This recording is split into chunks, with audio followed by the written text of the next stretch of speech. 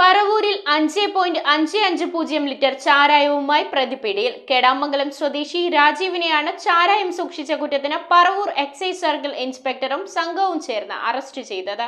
കെടാമംഗലം സ്വദേശി രാജീവിനെയാണ് ചാരായം സൂക്ഷിച്ച കുറ്റത്തിന് പറവൂർ എക്സൈസ് സർക്കിൾ ഇൻസ്പെക്ടറും സംഘവും ചേർന്ന് അറസ്റ്റ് ചെയ്തത്. 5.55 ലിറ്റർ ചാരായമാണ് പ്രതിയിൽ നിന്ന് കണ്ടെടുത്തത്.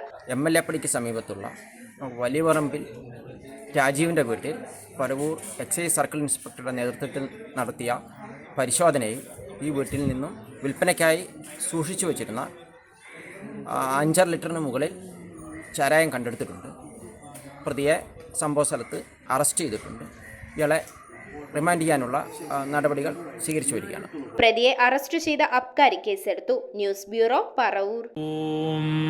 നമോ ഭഗവതേ വാസുദേവായ ധന്വന്തരയേ അമൃതകലശഹസ്തായ സർവാമയ വിനാശനായ ത്രൈലോക്യനാഥായ മഹാവിഷ്ണവേ നമഃ.